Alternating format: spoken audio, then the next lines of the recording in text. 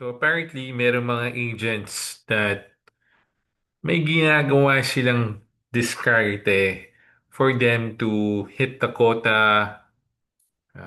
Kasi nape-pressure na sila, merong gusto silang hinapan sila ng benta, ng production, no? Or meron silang gusto makuwang incentive, especially yung mga trip incentive like international trip. They want to be qualified as part of that kind of trip. Na meron silang ginagawa na hindi pala dapat nila ginawa.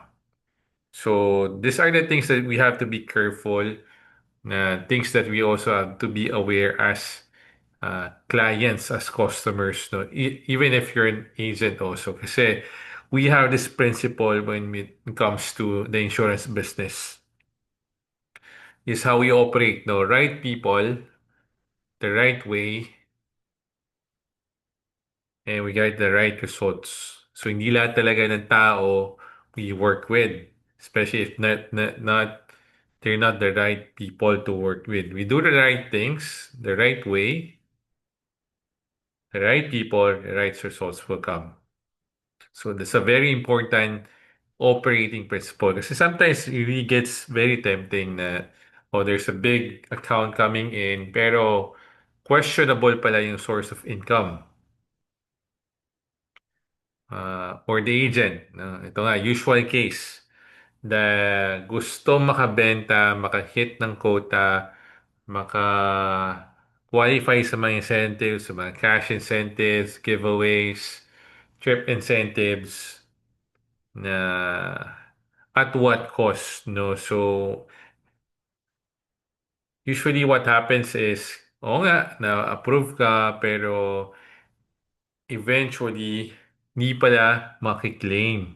No, hindi mo kuha yung benefit payout kasi it was misrepresented, no? Hindi siya na-declare ng tama, the application was false, no?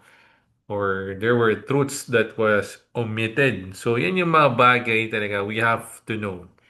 And we also have to be responsible as clients na even if kaibigan natin yan, no, kapamilya, even more that they would need to declare things that you know.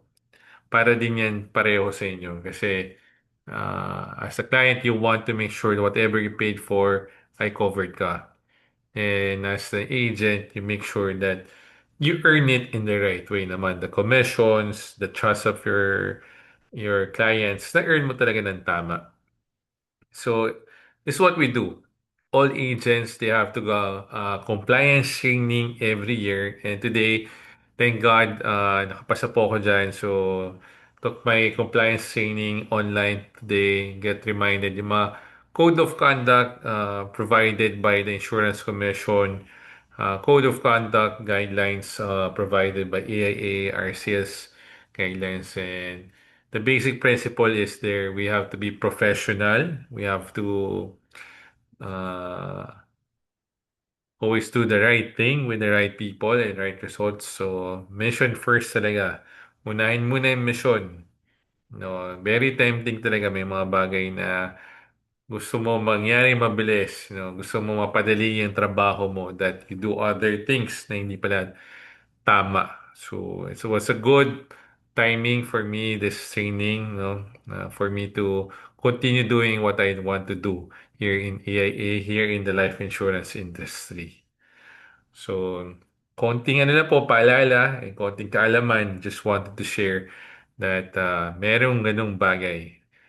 May compliance, meron tayong tinatawag na professional way of doing our business here in life insurance.